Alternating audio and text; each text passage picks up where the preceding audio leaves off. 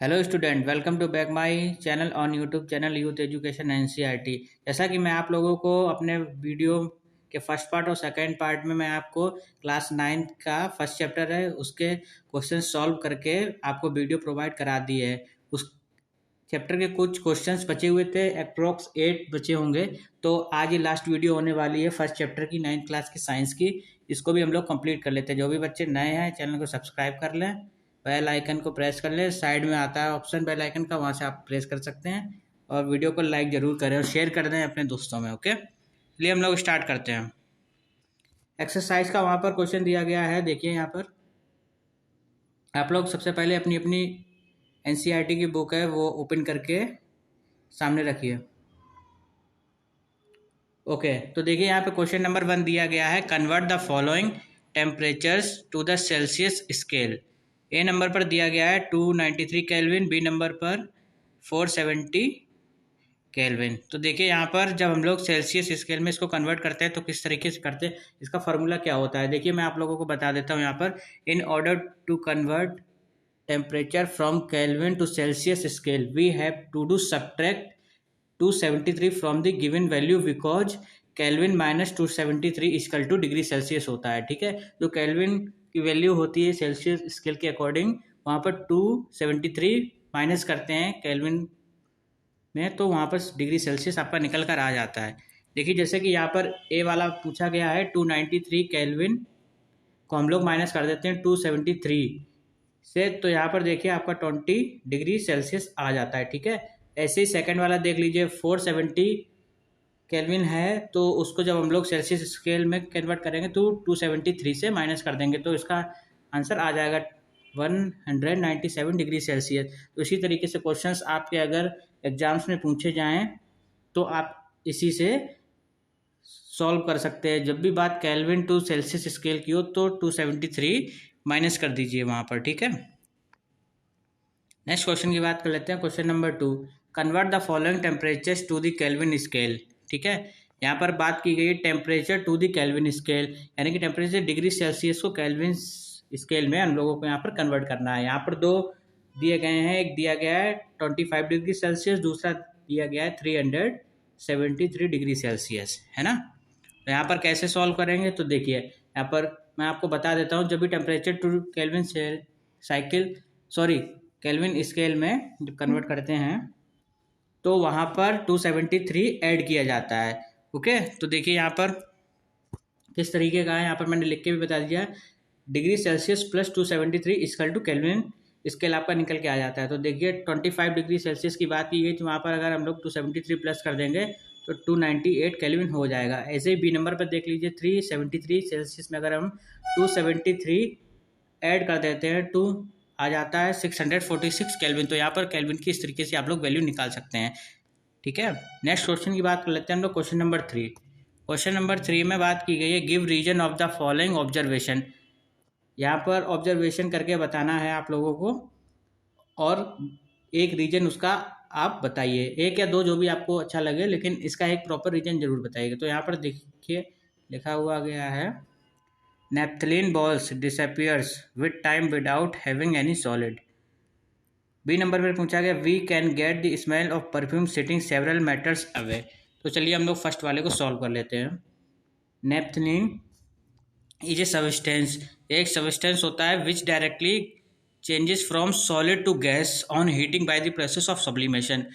ये एक सब्सटेंस है, जब इसको हम लोग गर्म करते हैं, हीट करते हैं, तो ये डायरेक्टली सॉलिड टू गैस में कन्वर्ट हो जाती है, और इसी प्रोसेस को हम लोग क्या कहते हैं, इसको याद रखिएगा, सब्लिमेशन। ठीक है, so the naphthalene balls disappear with time as this sublime due to heat of the surrounding. Okay, B वाला हम लोग अब देख लेते हैं, ये काफ़ी नॉर्मल है, फिर भी मैं आपको बता दे रहा हूँ यहाँ पे।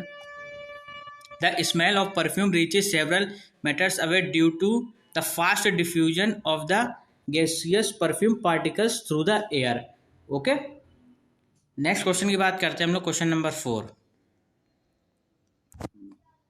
यहाँ पर क्वेश्चन नंबर 4 में कहा गया है, arrange the following substance in increasing order of forces of attraction between the particles. यहाँ पर फर्स्ट नंबर पर वाटर, शुगर और ऑक्सीजन की बात की गई है। तो आप लोगों ने थोड़ा बहुत भी अगर चैप्टर पढ़ा होगा तो आप लोगों को बिल्कुल आना चाहिए। देखिए यहाँ पर सोल्यूशन फिर भी मैं आपको बता दे रहा हूँ। The force of attraction are strongest in solid. ये इसका आंसर ये होगा, जो फोर्स ऑफ अट्रैक्शन होती है सॉलिड में बहुत ही ज़्यादा स्ट्रॉन्ग होती है, ये आप लोग याद रखिएगा। एंड वीकेस्ट और negligible in case of gases, ठीक है।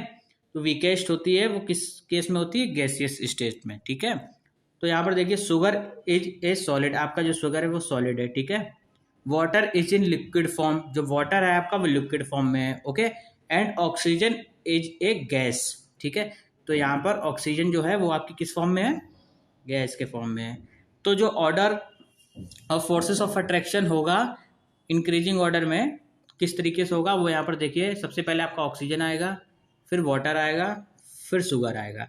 तो इस तरीके से आपका हो जाएगा, ठीक है। जो फोर्स ऑफ अट्रैक्शन स्ट्रॉन्गेस्ट और वीकेस्ट, आप अच्छे से इसको याद रखिएगा। चलिए नेक्स्ट क्वेश्चन की तरफ चलते हैं हम लोग।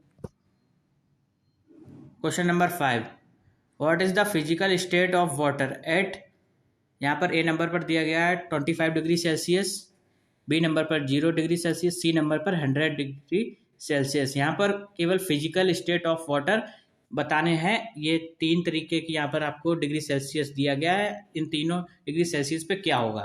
तो यहाँ पर हम लोग चलिए देख लेते हैं। At 0 degree Celsius temperature water liquid, ठीक है, लिक्विड होगा। Get started convert into its solid form, जब इसको हम लोग कन्वर्ट करते हैं या कन्वर्ट हो जाता है, ये सॉलिड फॉर्म में हो जाती है, जिसको हम लोग आइस बोलते हैं। एंड 100 डिग्री सेल्सियस जब होता है टेम्परेचर वाटर का, तो liquid start into change into water vapour, यानी कि वेपराइज होना चालू हो जाता है। और degree to 100 degree 0 degree Celsius to 100 degree Celsius it remain in liquid state, ठीक है। तो देखिए यहाँ पर लिक्विड स्टेट देखिए सबसे पहले, फिर उसके बाद solid and liquid state, liquid और गैसियस स्टेट, ओके। तो आप लोगों को ये समझ में आ गया होगा क्यों होता है। We are going on next question, question number 6, give 2 reasons to justify. यहाँ पर रीजन्स के साथ जस्टिफाई करना है। ए नंबर पर दिया गया है water at a room temperature is a liquid, B number पर दिया गया है ए आयरन अलमारी is a solid at room temperature. तो यहाँ पर देखिए सोल्यूशंस के साथ मैं आपको आंसर दिए दे रहा हूँ, समझा भी दूंगा आपको अच्छे से। Water is a liquid at the room temperature because it has a tendency to flow. Water is a liquid at room temperature because, क्यों, क्योंकि वाटर के पास जो टेंडेंसी होती है उसकी फ्लो होते हैं, उसके पास फ्लो टेंडेंसी होती है, ठीक है। It takes the shape of container in which it is filled but its volume remain the same. यहाँ पर ये क्या कह रहा है, आप जिस तरह का कंटेनर लेते हैं किसी भी शेप का हो, और अगर आप उसमें वाटर डालते हैं तो उसी तरीके का पानी शेप ले लेगा, लेकिन उसका वॉल्यूम यहाँ पर चेंज नहीं होगा, वो सेम ही रहेगा। ये बात आप अच्छे से ध्यान रखिएगा, ठीक है। बी नंबर पर जो बात की गई थी वो देखिए यहाँ पर, एन अलमारी आयरन अलमारी is a solid at room temperature because, क्यों, तो इसका जो शेप और वॉल्यूम है वो डेफिनाइट होता है, ठीक है। सॉलिड की अगर आपने प्रॉपर्टी पढ़ी होंगी तो आपको इसको अच्छे से आना चाहिए। यहाँ पर it is hard and rigid होता है, इसकी डेंसिटी सबसे ज़्यादा होती है, its density is so high, या फिर हाई भी लिख सकते हैं, दोनों चीज़ें यहाँ पर सही रहेंगी। क्वेश्चन नंबर 7 की बात कर लेते हैं हम लोग। Why is ice at 273 Kelvin more effective in cooling than water at the same temperature? Okay, तो इसका भी देखिए मैंने यहाँ पर सोल्यूशन बताया है।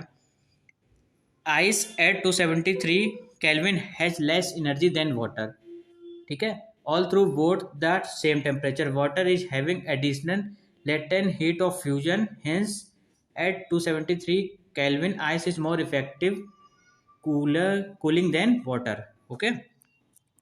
नेक्स्ट क्वेश्चन की बात कर लेते हैं हम लोग। Question number 8, what produced more severe burns boiling water और स्ट्रीम। तो यहाँ पर देखिए इसका भी आंसर दिया है, stream causes more severe burn than boiling water. The reason, क्यों, it release the extra amount of heat, इसको हम लोग लेटेंट हीट भी कह सकते हैं, which it has already during the vaporization, okay. Last question की बात कर लेते हैं, ये काफ़ी समझ लीजिएगा। Name ABCDEF in the following diagram showing change in its state. तो यहाँ पर आप लोग एनसीईआरटी में इसके डायग्राम्स बने हुए हैं और उसको समझ लीजिए। फिर भी मैं यहाँ पर बता देता हूँ जो वहाँ पर डायग्राम के अकॉर्डिंग है। तो इसका आंसर यहाँ पर ए नंबर पर है। मेल्टिंग और फ्यूजन क्या है? Where solid changes into liquid, ठीक है।